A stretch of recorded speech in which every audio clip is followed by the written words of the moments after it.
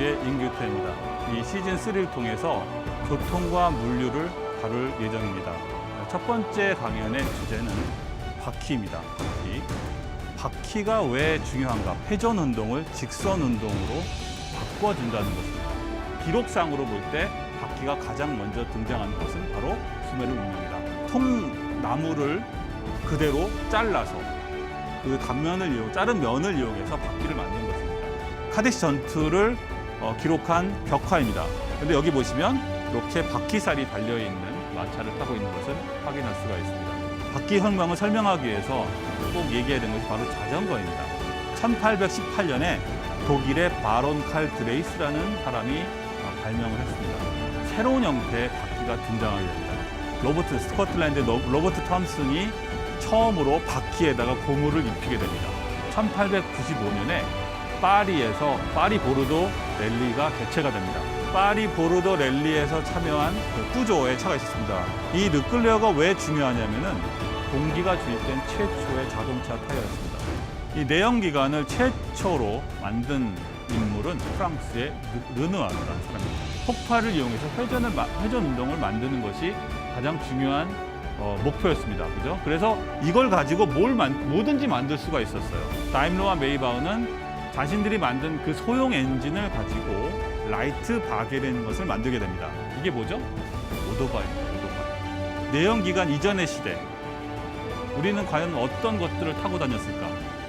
언제, 왜, 어떤 이유로 그 내연기관 자동차가 우리 시대를 지배하게 되었는가? 여러분 반갑습니다. 인더스토리의 임규태입니다. 이 세상 모든 산업의 역사를 새로운 시선으로 재구성하는 인더스토리가 이제 시즌 3가 되었습니다. 앞으로 이 시즌 3를 통해서 교통과 물류를 다룰 예정입니다. 그 첫 번째 시간, 첫 번째 강연의 주제는 바퀴입니다.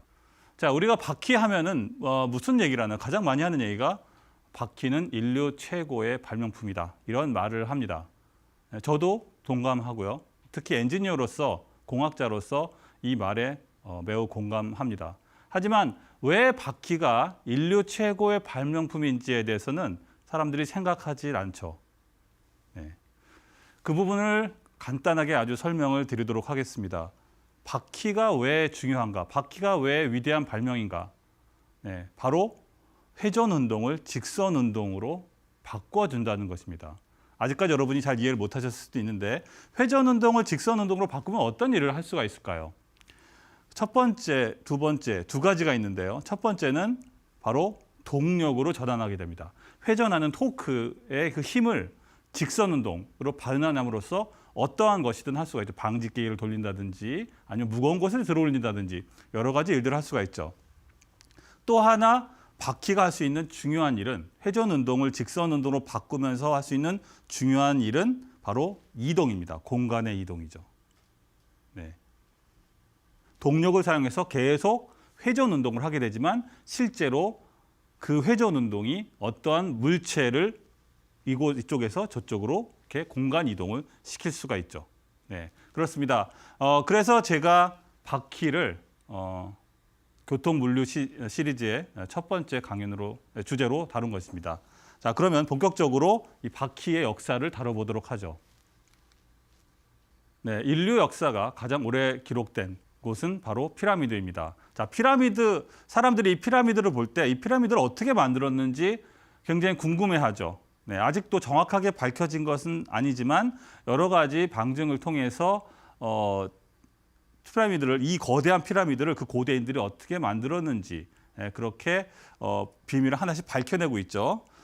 그럼 어떻게 그 피라미드를 만들었을까요? 이게 이제 피라미드 안에 내실에 있는 벽화의 그림입니다. 여러분 보시면 이 거대한 석상이 보이실 겁니다. 이 석상을 어떻게 운반했을까요?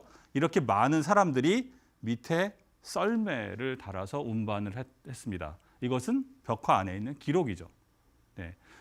여러분 보시면 알겠지만 피라미드까지 가는 길은 모래입니다. 그래서 물을 뿌린 모래 위에 이 썰매를 매달아서 이 거대한 석상을 옮겼다. 네, 이렇게 우리가 추정할 수가 있겠죠. 그다음에 또 하나의 추론은 바로 이 통나무를 굴리는 것입니다.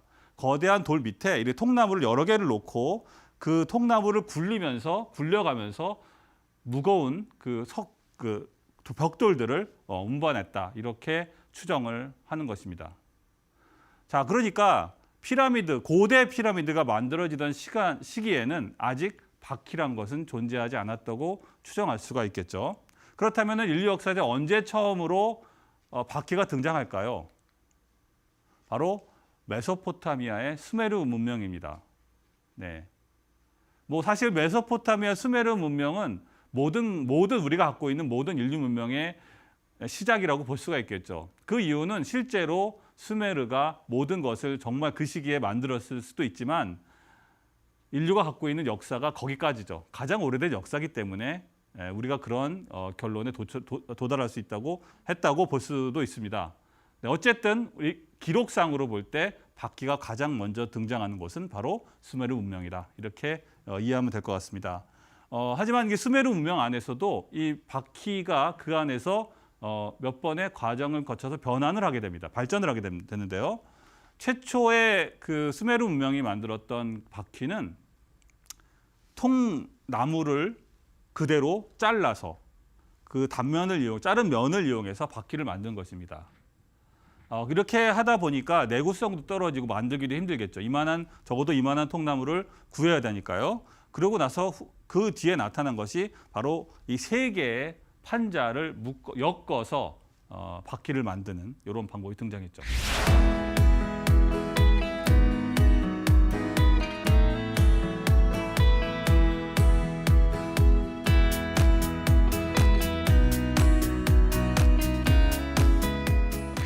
그리고 나서 바퀴의 혁신이 일어난 곳이 바로 히타이트 제국입니다. BC 1600년경에 이제 세워진 제국인데요. 제가 히타이트 제국은 이미 철을 다룰 때 인더스토리 철편에서 이미 히타이트 제국을 다뤘습니다.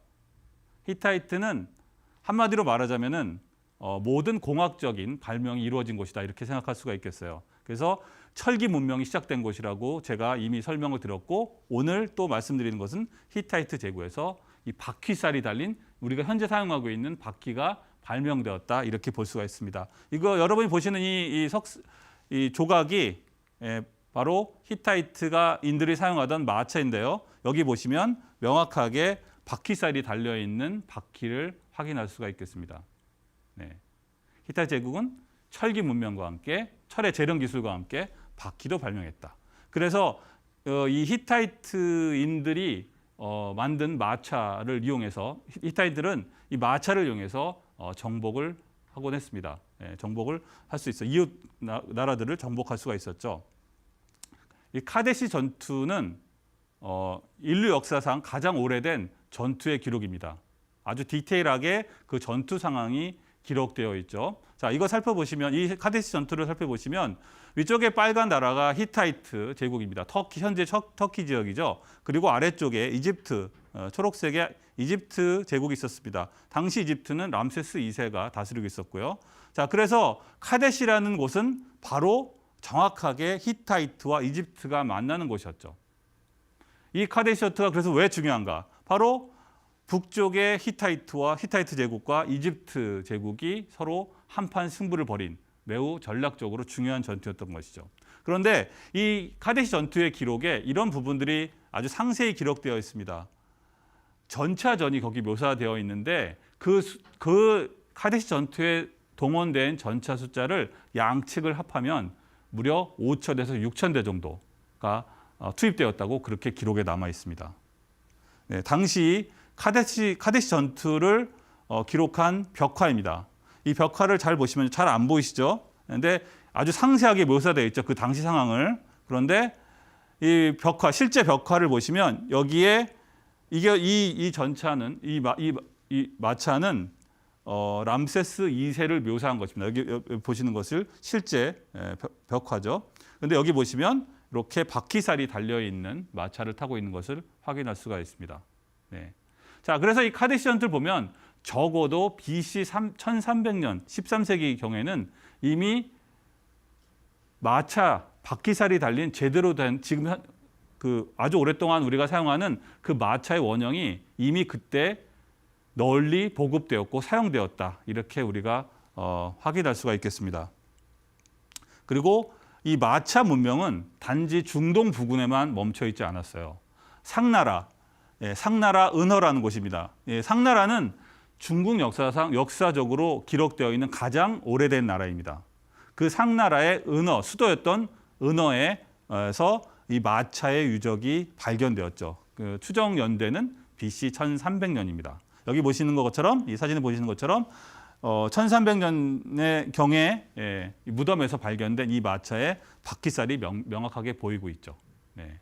그 말은 이미 이 시대에 전 세계에서는 세계적으로 이 마차가 널리 보급되어서 사용되었다. 이렇게 우리가 알 수가 있겠습니다. 그래서 이걸 따져보면은 수메르 문명부터 우리가 따져보면은 대략 한 5,500년 동안 인류의 수송수단은 마차였다. 말이 끌고 다니는 마차였다. 바퀴가 달린 마차였다는 것을 우리가 확인할 수가 있겠습니다.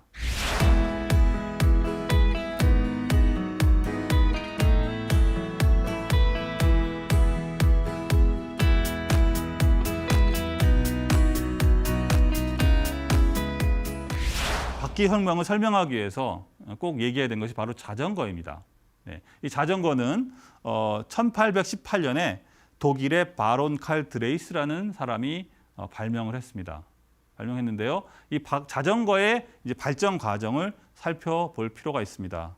여기 보시면 1818년에 처음 드레이스가 만들었던 이 탈 것은 발로 발을 디뎌서 이동을 하게 되고 방향도 전환할 수가 없었어요. 그 이후에 계속 이제 빠른 속도로 개량이 되기 시작합니다. 그래서 발을 얻는 곳이 생기고 페달이 생깁니다. 그리고 체인을 엮어서 동력을 전달하는 그러한 기능들이 추가가 되죠. 이 시기가 1800년, 19세기 초반부터였습니다. 그러니까 지금으로부터 200년도 되지 않아요. 200년밖에 되지 않습니다. 자전거가 발견된 것이. 그런데 제가 왜 자전거 얘기를 하는가? 자전거를 얘기하지 않으면 안 됐는가? 바로 이 바퀴 때문이죠. 이 자전거가 보급이 됨으로써 사람들이 이 바퀴에 대한 관심이 높아지게 되는 것이죠. 그동안 당연하게 사용했던 바퀴, 한 번도 이렇게 바꿀 생각을 하지 않았던 바퀴에 대해서 사람들이 이제 고민을 하기 시작합니다. 그 이유는 뭐냐면은 원래는 마차가 끄고 다녔죠. 하지만 자전거는 직접 사람이 앉게 돼요. 앉아서 이동을 하게 되죠. 따라서 바퀴를 이용해서 이동할 때 그 승차감도 되게 중요해지는 것이죠. 그리고 안전성과 승차감이 중요해진다. 이렇게 우리가 설명할 수가 있겠습니다. 그런 이유 때문이었던 것이죠. 그래서 드디어 수천 년 동안, 5천 년 동안 사용됐던 바퀴가 아닌 새로운 형태의 바퀴가 등장하게 됩니다. 스코틀랜드의 로버트 톰슨이 처음으로 바퀴에다가 고무를 입히게 됩니다. 우리가 알고 있는 고무가 달린 그 바퀴의 원형이죠. 1846년에 처음으로 고무가 달린 바퀴가 등장을 합니다. 사실 고무를 장착한 이유는 고무가 좋아서였다기보다는 고무가 당시에 이들이 얻게 된 새로운 물질이었기 때문이죠. 동남아시아에서 생산된 고무가 유럽으로 많이 수입이 되었고, 로버트 톰슨은 그 고무를 활용해서 바퀴를 감쌌던 것이죠. 이럼으로써 프릭션, 그러니까 마찰도 좋게 하고 그리고 승차감도 높일 수 있었습니다. 그 다음에 일어난 혁명이 바로 이 공기 튜브입니다. 존 보이드 던럽이라는 사람이 자기 아들이 자전거를 타고 있었는데 그 아들이 자꾸 넘어지는 거예요. 그래서 그 아들이 타고 다니는 자전거를 위해서 그 안에다가 공기를 집어넣게 됩니다. 그렇게 만들어진 게 바로 이 공기 튜브 타이어죠. 1888년. 지금으로 공기가 들어간 우리가 알고 있는 타이어는 불과 150년도 되지 않았어요. 그렇습니다. 그렇게 오래되지 않았다. 그리고 여러분이 이름을 보면 알겠지만 바로 이 존 보이드 던럽은 우리가 현재 알고 있는 던럽 타이어 회사의 창업자입니다. 바퀴의 이제 발전은 여기서 그치지 않습니다. 다시 세월이 흘러서 1895년에 파리 보르도 랠리가 개최가 됩니다. 이 파리 보르도 랠리는 인류 역사상 최초의 자동차 경주였습니다.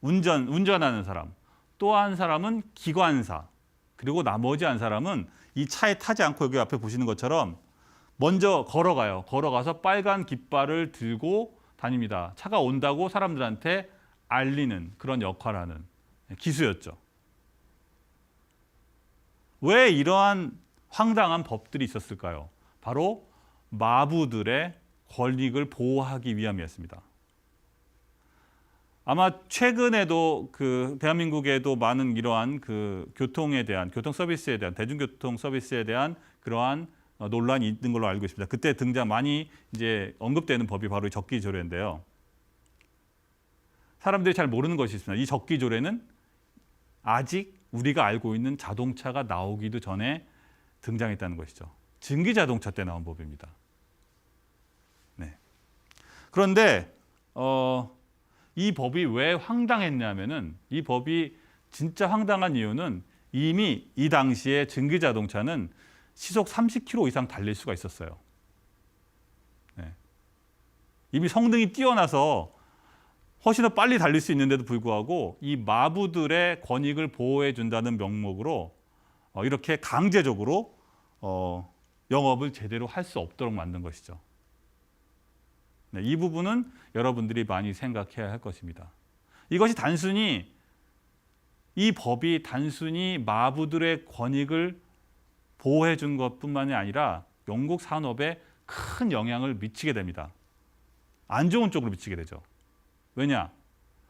결국 이 적기조례 때문에 영국에서는 자동차 산업을 꽃피울 수가 없었던 것이죠.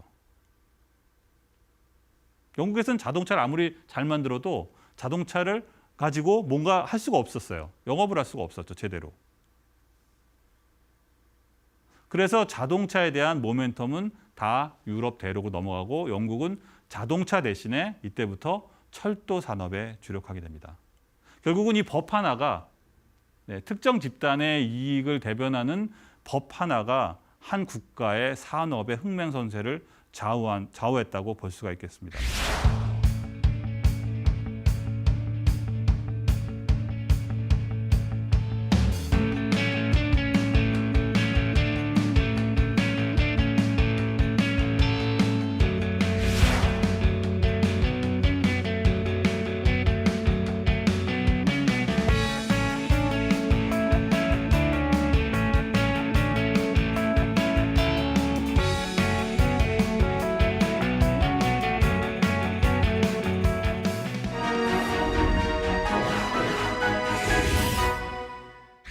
이제 우리가 잘 알고 있는, 우리가 너무나 한 번도 의심하지 않고 너무나 당연하게 생각하고 있던 그 자동차 얘기를 한번 해보도록 하겠습니다. 그 자동차는 뭐죠?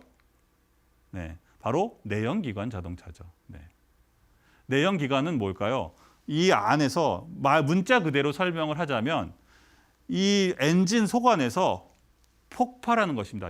단순히 불에 타는 정도가 아니라 폭발을 해야 돼요. 폭발 정도의 강력한 에너지를 일순간에 분출을 시키는 것이죠. 그리고 그 일순간에 만들어진 그 강력한 에너지를 이용해서 이 피스톤을 돌림으로써 회전 운동을 얻게 되는 그런 장치가 바로 내연기관입니다.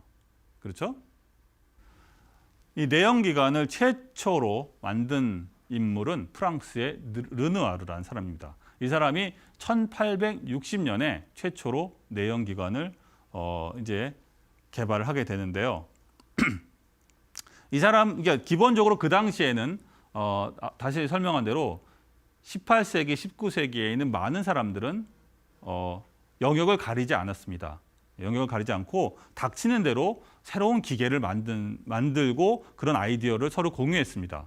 그래서 이 르누아르가 만든 내연기관은 회전 운동을 만드는, 폭발을 이용해서 회전 운동을 만드는 것이 가장 중요한 목표였습니다. 그죠? 그래서 이걸 가지고 뭐든지 만들 수가 있었어요. 이걸 가지고 전기를 만들 수도 있고, 이걸 가지고 기계를 돌릴 수도 있고, 그죠? 하지만 사람들이 또 하나 주목한 부분이 바로 이걸 가지고 탈 것을 만들 수가 있다는 것이었죠. 그래서 르누아르 역시 자기가 만든 이 엔진을 가지고 자동차를 만들게 됩니다. 예. 그 이름이 이제 히포모빌이라고 하는데 1860년에 엔진을 만들고 다시 1863년에 그 엔진을 얹은 자동차를 이렇게 만들게 됩니다. 하지만 르누아르는 자동차 자체를 가지고 돈을 벌거나 사업을 벌일 생각은 없었어요. 네, 그래서 자신이 만든 거 가지고 다른 용도에 쓰는데 더 관심이 많았습니다. 하지만 르누아르가 이렇게 만들어낸 이 내연기관은 센세이션을 일으키게 됩니다. 그래서 유럽에 있는 많은 발명가들의 영감을 주게 되죠.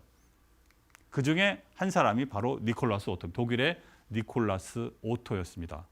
네, 니콜라스 오토가 이제 그 르누아르의 내연기관을 본따서 자신의 이름을 딴 오토사이클이라는 내연기관을 만들게 됩니다. 그게 1876년이었어요. 자, 그런데 이 오토사이클을 만드는 작업은 쉽지가 않았습니다. 니콜라스 오토가 물론 많은 실험을 하고 많은 아이디어를 냈지만 잘 동작을 하지 않았어요. 그래서 특허도 잘 나지 않고 그런 상황이었습니다. 그래서 그 오토는 이것을 만들어낼 수 있는 아주 뛰어난 공학 엔지니어들을 고용하게 됩니다. 그때 니콜라스 오토가 고용한 사람이 바로 다임러입니다. 우리가 아는 그 다임러를 디렉터로 고용하게 됩니다. 네. 그리고 고틀립 다임러는 자신이 아끼는 수석 엔지니어를 같이 데리고 입사를 하게 되는데요. 그 사람의 이름이 바로 메이바흐입니다. 메이바흐는 사실 다임러를 거의 아버지처럼 생각하는 사람입니다. 메이바흐는 16살 때인가에 고아가 됩니다. 네, 그래서 어렵게 살았는데 이 다임러가 이 메이바흐를 챙겨주고 끝까지 함께 하죠. 네, 아주 뛰어난 인물이었죠. 엔지니어였습니다. 자, 그렇게 해서 이 다임러와 메이바흐가 이 니콜라스 오토 회사에 취직을 하면서 이제 성공적으로 오토사이클 내연기관 엔진을 개발을 하게 되죠. 성공했습니다. 그들이 만든 이 오토사이클이 사행정 액체 연료 내연기관의 시초입니다. 액체 연료라는 것은 기름을 넣은 것이죠. 네, 석유든 뭐든 기름을 넣은 것입니다. 이게 왜 중요하냐면은 이전에 만들었던 르누아르는 그 안에 가스를 넣었거든요. 그래서 기체가 아닌 액체 연료로는 처음으로 만들어낸 내연기관이라고 볼 수가 있겠습니다. 그런데 이 스토리는 여기서 끝나지 않았습니다. 다임러와 니콜라스 오토가 이제 의견 충돌이 일어나게 됩니다. 뛰어난 엔지니어였던 다임러는 이들이 만든 이 오토사이클 내연기관을 더 발전시켜서 작고 휴대가 가능한 그러한 내연기관을 만들 수 있다고 생각을 했어요. 그래서 니콜라스 오토에게 그것을 설득을 시키죠. 그런데 니콜라스 오토는 그런 엔진에 관심이 없었습니다. 이 사람은 발전기나 아까 말한 다른 공장을 돌리는 그런 엔진, 대형 엔진에 관심이 있었어요. 그래서 다임러와 메이바흐가 니콜라스 오토의 회사를 나와서 자신들의 회사를 차리게 됩니다. 네. 그래서 이제 다임러 내연기관을 만들게 되는데요. 네. 이것은 좀 큰 버전이고 원래 만든 버전은 이보다 전에 만든 버전이 작은 버전입니다. 이렇게 알고 계시면 될 것 같아요. 그냥 모양이 거의 비슷하다고 이렇게 생각하시면 될 것 같고요. 여기서 이 내연기관을 이제 출시하기 전에 다임러는 자신의 전직 상사였던 전 회사 사장이었던 니콜라스 오토와 특허 전쟁을 벌이게 됩니다. 자신이 이 내연기관을 가지고 사업을 하기 위해서는 니콜라스 오토의 특허를 피해갈 수밖에 없었거든요. 그래서 다임러는 변호사를 사서 니콜라스 오토의 특허가 가치가 없다는 것을 증명합니다. 어떻게 증명했냐면은 그 이전에 로하스라는 사람이 특허를 낸 게 있어요. 그래서 그 특허가 먼저 선행 특허가 있었기 때문에 니콜라스 오토의 특허가 의미가 없다. 이런 판결을 받아내죠. 그래서 다임러는 오토의 특허로부터 자유로워집니다. 그리고 이제 본격적으로 본인의 사업을 시작하게 되죠.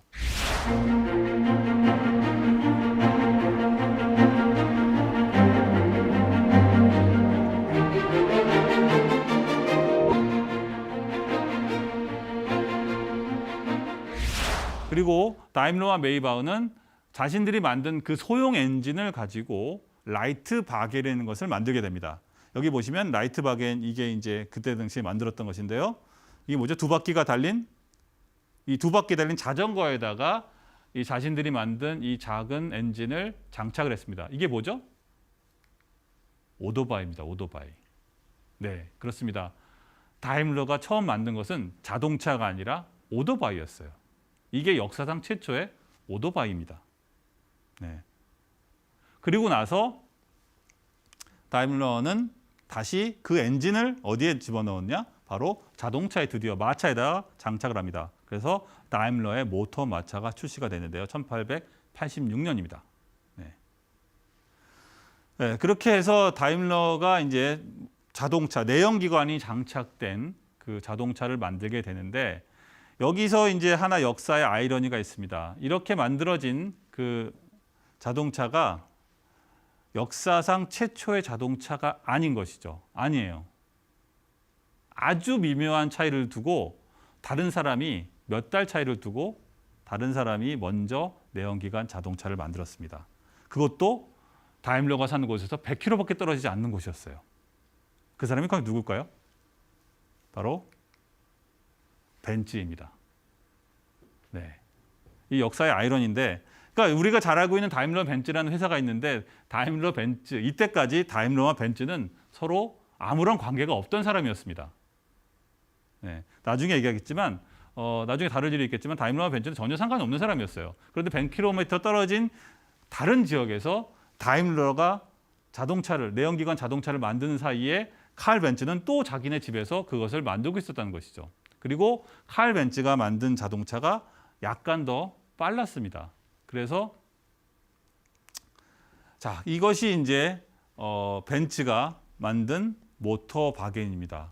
벤츠는 자기가 만든 그 자동차에다가 특허라는 이름을 붙였습니다. 벤츠 패턴티드 모터 바겐 이렇게 이름을 붙였습니다. 이게 만들어진 시점이 1885년이에요. 네, 아까 조금 전에 다임러는 1886년에 만들었다고 했잖아요. 만약에 다임러가 오토바이를 만들지 않고 곧바로 자동차를 만들었다면 벤츠보다 먼저 만들었겠죠. 하지만 역사는 어쨌든 칼 벤츠가 처음으로 자동차 만들었다고 기록할 수밖에 없는 그런 역사의 아이러니라고 볼 수가 있겠습니다.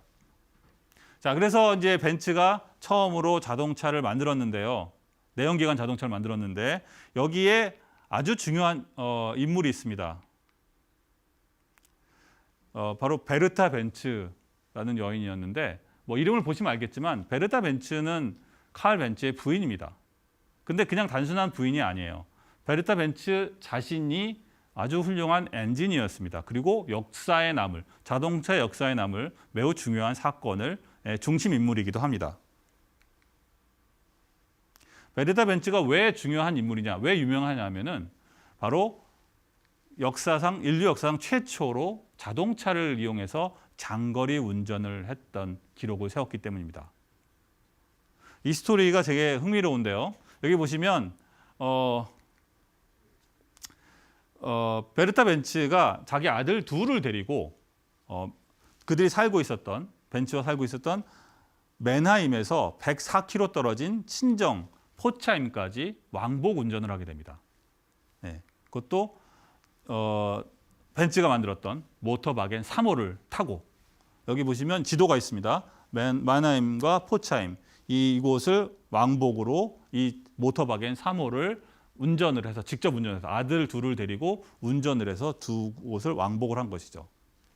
네, 근데 이게 왜 중요하냐면은 단순히 친정에 갔다 왔다, 자동차를 타고 친정에 갔다 왔다 해서 이게 중요한 게 아닙니다. 베르타 벤츠는 굉장히 뛰어난 엔지니어였어요. 그래서 이 여행을 하는 과정에서 브레이크를 발명합니다. 네. 그 모터바겐을 타고 내리막길을 내려가는데 이게 잘 정진하지 않는 거예요. 그래서 베르타 벤츠가 아이디어를 내서 브레이크 라이닝을 만들게 됩니다. 그게 우리가 알고 있는 현재 쓰고 있는 브레이크 라이닝의 시초예요. 그걸 만든 사람이 바로 베르타 벤츠입니다. 그런데 여기 또 하나의 아이러니가 생깁니다. 역사의 아이러니가 생기는데 그게 뭐냐면은 사실은 이 베르타 벤츠가 했던 이 장거리 운전, 친정까지 왕복 운전은 사실은 당시는 불법이었습니다. 제가 아까 영국의 적기주라고 했었다고 했죠. 그거와 마찬가지로 당시 독일에서는 공공도로에서 자동차를 타고 다니는 것이 불법이었습니다. 결국은 이 베르타 벤츠는 불법 주행을 한 것이죠. 네, 아이러니컬하게도. 독일도 역시 마차와의 갈등으로 자동차 산업이 발전하기 매우 어려운 상황이었습니다. 기술은 앞서가고 있는데, 기술은 나날이 발전하고 있는데도 불구하고 법령이 따르질 못한 것이죠. 마차 산업, 마부들의 압력 때문에 훨씬 월등히 뛰어난 기술이 나날이 발전되고 있음에도 그것이 실제로 산업으로 연결되지 못하는 상황이었던 것이죠. 독일 역시. 영국도 마찬가지였고 독일도 마찬가지였습니다. 그래서 초기에 자동차 산업의 핵심이 되는 곳은 바로 프랑스가 됩니다. 자, 이제 무대가 프랑스로 넘어가겠습니다.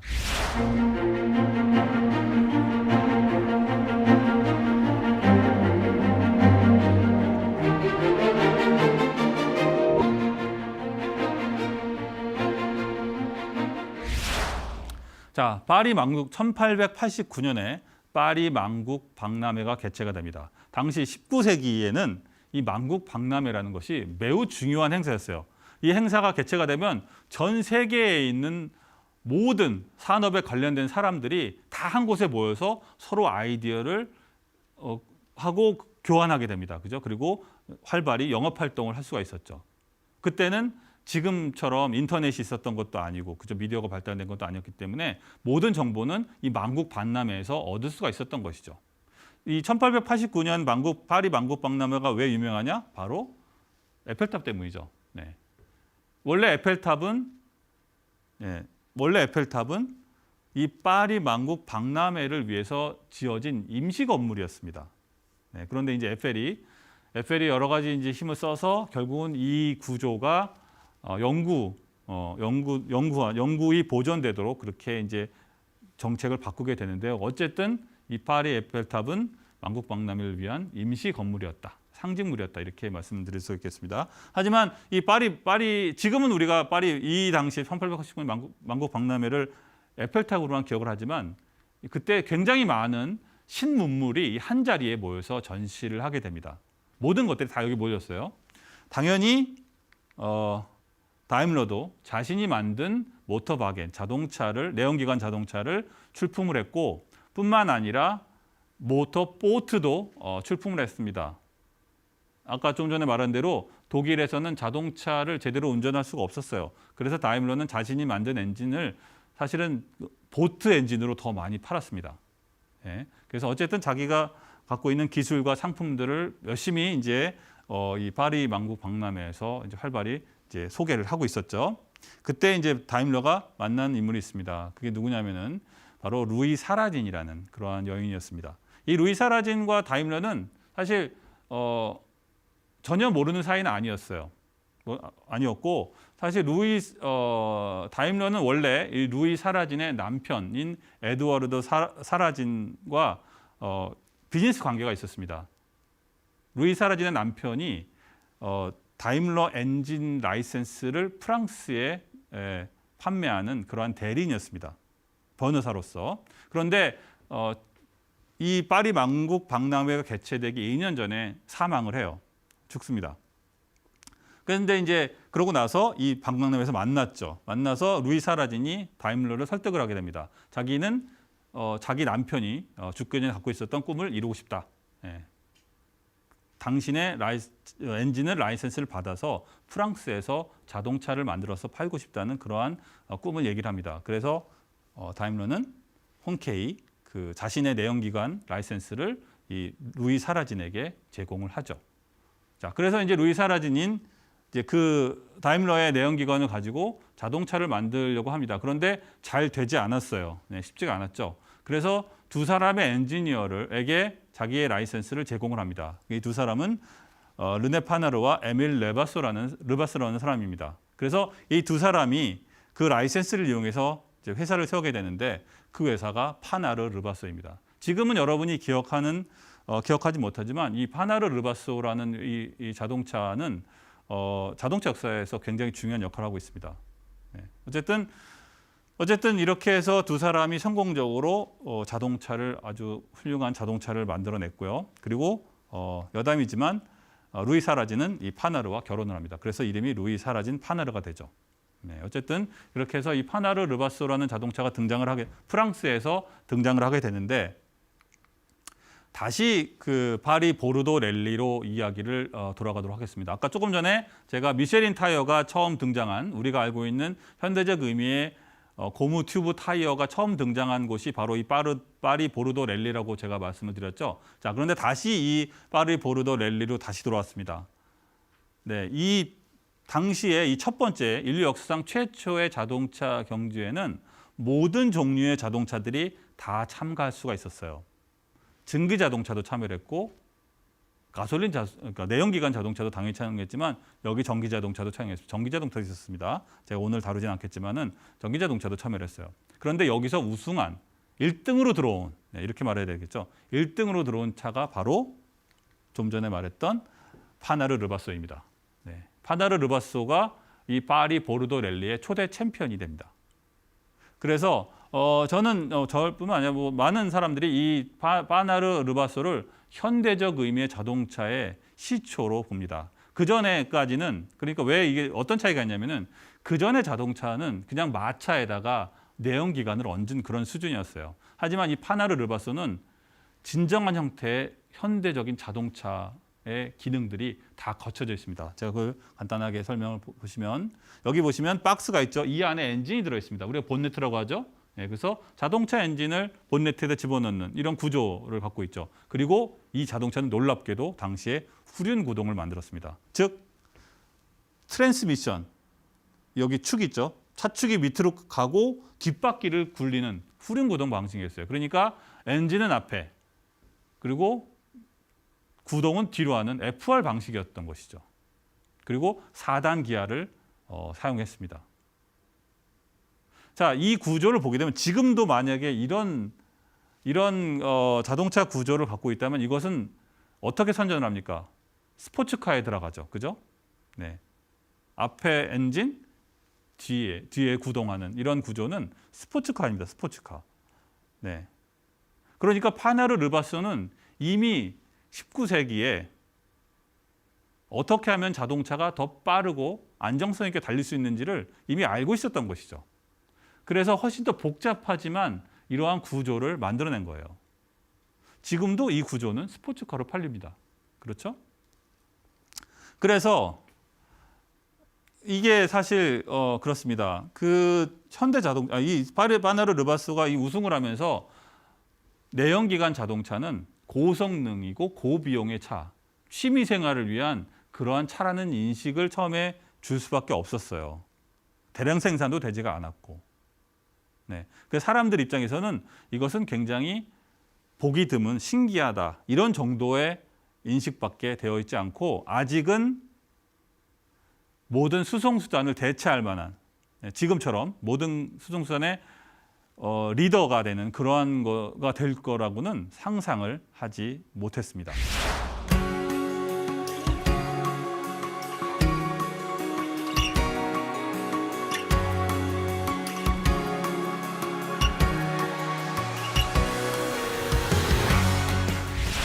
자, 그렇게 해서 그 1899년에서 이제 새로운 세기가 시작됩니다. 1900년이 됐어요.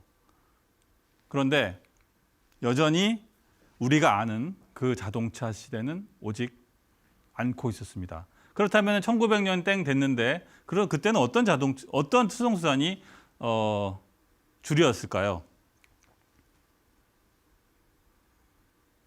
당연한 얘기지만 5,000년 역사를 갖고 있는 마차가 주요 수동수단이었습니다.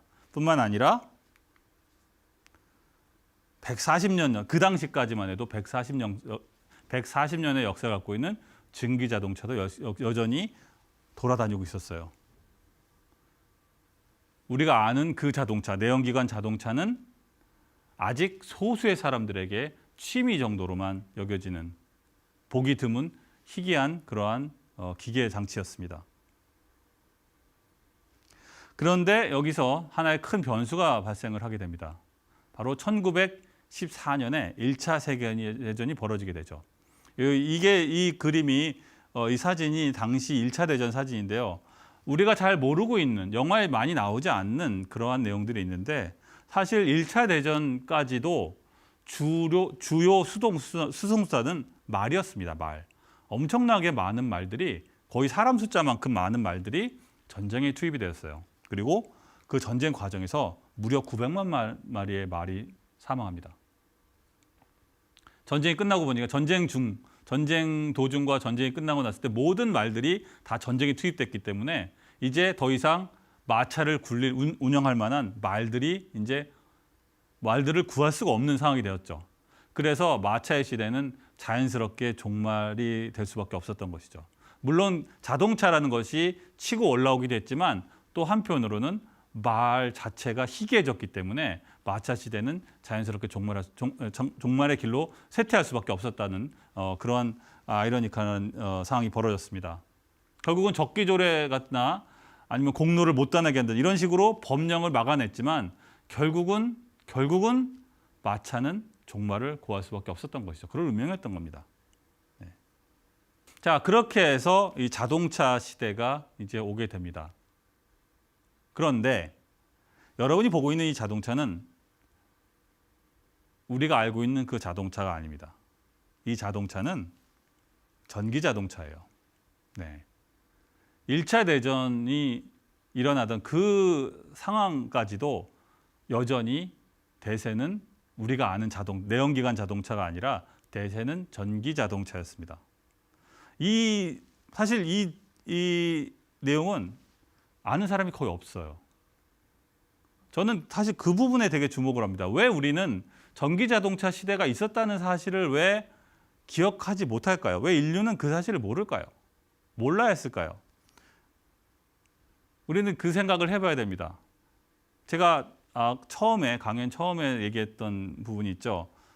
우리가 지금 당연하게 타고 있는 자동차가 영원히 아주 오래전부터 당연히 있었던 거로 우리가 생각을 합니다. 하지만 우리가 알고 있는 그 내연기관 자동차가 이 전면에 나서서 이 수송수단의 대장로를 했던 것은 100년밖에 되지 않아요. 그 이전에 훨씬 오랫동안 5,500년 동안은 마차였고 그리고 그 이후에도 증기기관이 발명된 후에는 150년 동안은 증기자동차였습니다. 그리고 또 그 사이에 그 이후에는 전기자동차의 시대가 있었고요. 하지만 현대 인류는 우리는 그런 시대가 있었다는 것을 아예 기억조차 하지 못하고 있는 것이죠. 분명히 전기자동차는 1919년까지 가장 많이 팔리는 자동차였습니다. 자, 결국은 1차 대전이 끝났지만 1차 대전이 끝났음에도 불구하고 우리가 아는 그 자동차, 즉 내연기관 자동차의 시대는 아직 열리지도 않았어요. 이것이 오늘 강연에 제가 마지막 드리고 싶은 말입니다. 우리가 한 번도 의심하지 않았던 그 내연기관 이전의 시대, 우리는 과연 어떤 것들을 타고 다녔을까?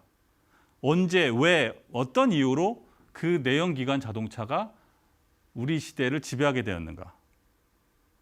그 얘기가 궁금할 것입니다. 그래서 그 얘기는 다음 시간에 다루도록 하겠습니다. 자, 그러면 오늘 인더스토리 시즌 3 교통 물리를 다루는 첫 번째 강연 바퀴 시간을 마치도록 하겠습니다.